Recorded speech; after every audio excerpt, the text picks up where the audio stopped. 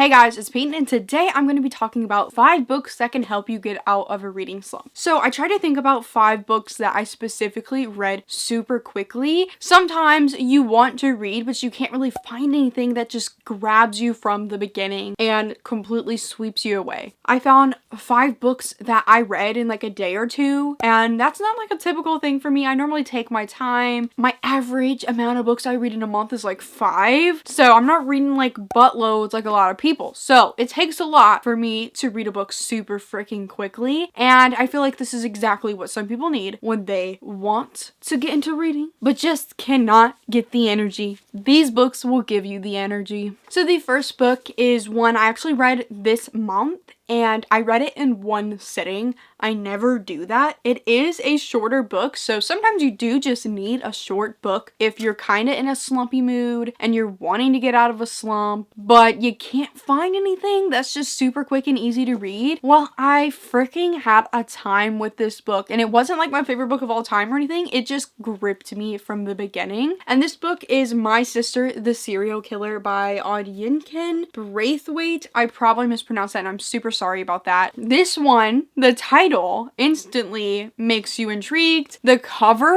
if you look into her eyeglasses or sunglasses, why did I say it like that, you know? There is freaking a knife. So someone's getting murdered. Obviously, the sister in this book is a serial killer. I would think so based off the title, but it's not even 300 pages. So it's a quick read, and the words are pretty big and the chapters are short. So it was the perfect thing to start off my reading month because I'm in a huge reading mood, but I'm also like, don't feel like to read physically. Like, I've been mostly doing audiobooks. That's what helps me fly through books super quickly. And sometimes I want to just go back and sit in a chair and read physically and not fall asleep. This one did not make me fall asleep. I was here for it the whole time. This book is actually set in Nigeria, I believe. Our main character, Korede, has a sister named Ayula. I think it's her younger sister, and Ayula has always been super gorgeous, and Korede is just not self-described. She describes herself as not as pretty as her sister, and Ayula has always gotten a lot of attention growing up, like from stupid men, and you know, everybody thinks she's so pretty. From the start of this book, we know that Ayula kind of has a dark secret. She keeps murdering her boyfriends and then calls Korede and makes her help her clean it up. The start of this book, like the first chapter, is Korede getting called by Ayula, and she killed her third boyfriend. So,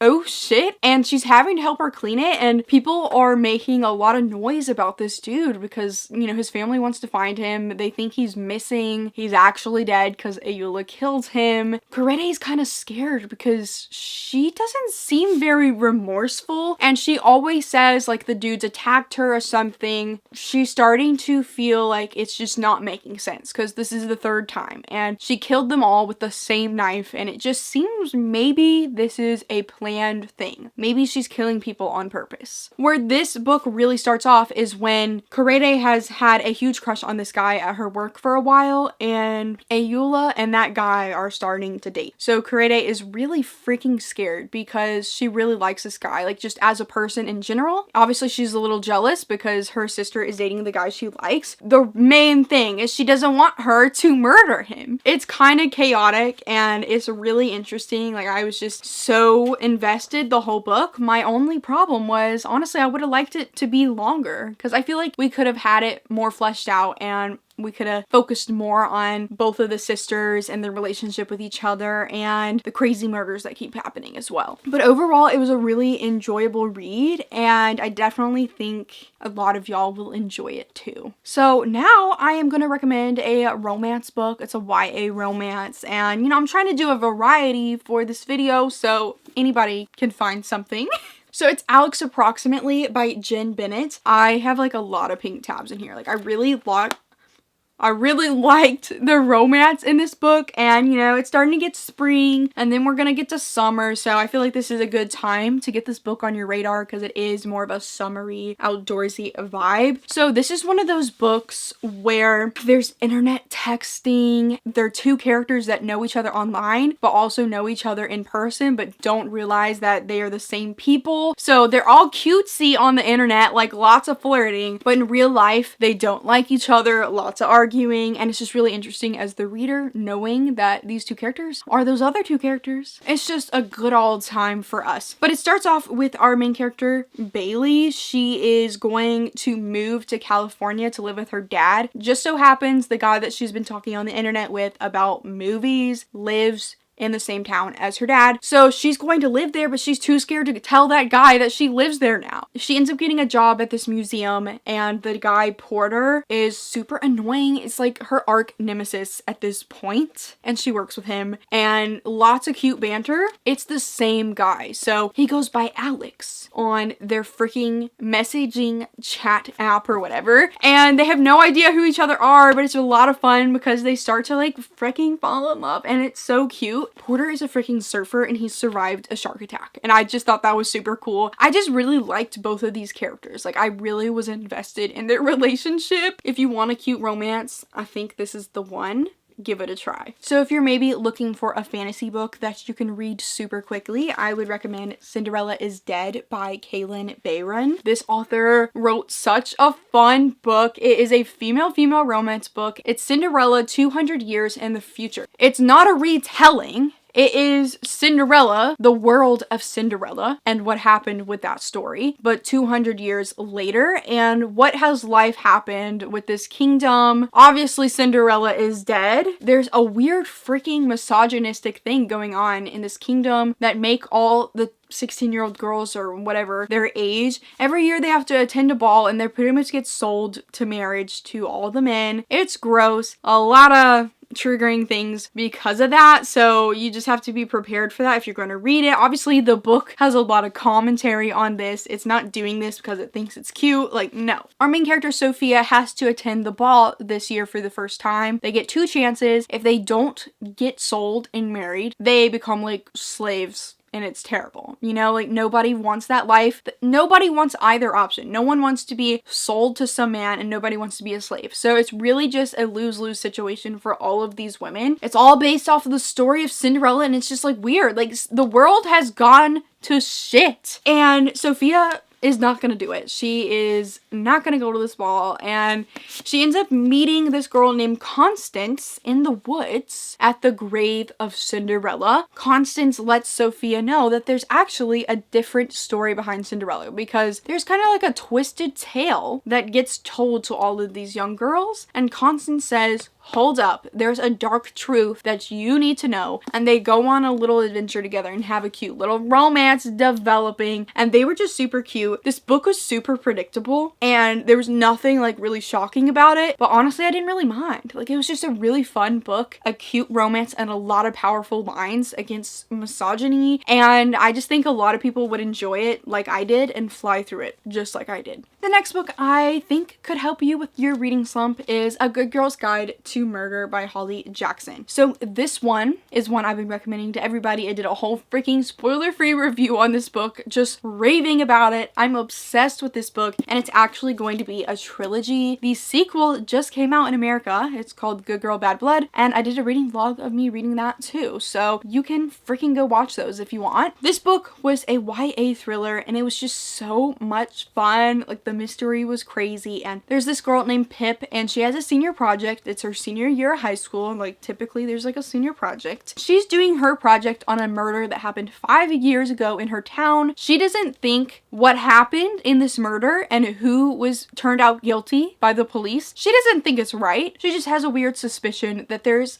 a deeper truth, a darker truth to this murder. And this murder ended up with 2 teens dead. It's, you know, been haunting people forever. So hold up. Pip comes, and she is interviewing the whole freaking town, and we get like transcripts of...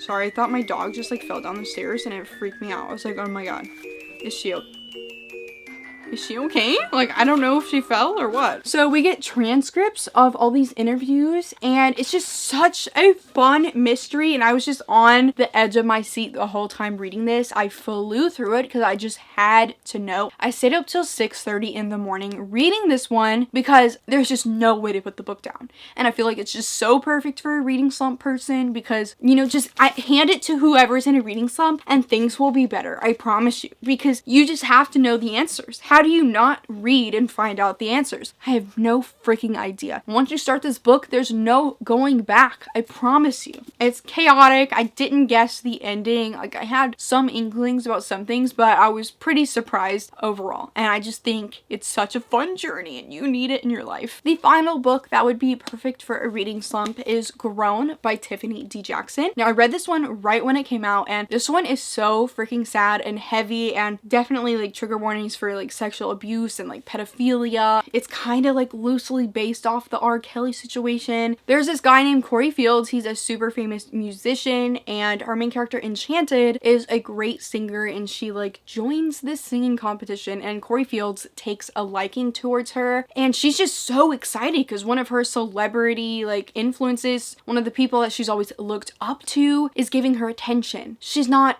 grown enough to know that this man has creepy intentions. There's no way for her to understand this. The whole message is about how it's not her fault that this happened to her. A lot of people like to blame the young girl in the situation of when a nasty adult man is just preying on them, and it's just like, no, like how can this girl know any better? The man in the situation, who was like freaking 30, should definitely know that this is messed up, you know? It was so like harrowing to read. It was so sad to read. It was so dark, and all of these tabs are like red flags and things. Like, I was just tracking all the freaking bad things and like all the good quotes, and it was just so devastating to read, but you couldn't stop reading it because you just wanted to know if Enchanted was going to be okay. I read it in a really fast time period, like it was like a day or two. It's definitely one of those books that is just completely sucks you in. You are all here for Enchanted. You care about her so much and you just want to see her be okay. But another interesting part about this book is that we know from the first chapter that Corey Fields is murdered, and then the rest of the book is told in the past. So we have to see like what leads to Corey Fields getting murdered and like who did it. So that's a little bit of a mystery that we have going on, but mainly I'm just here for freaking Enchanted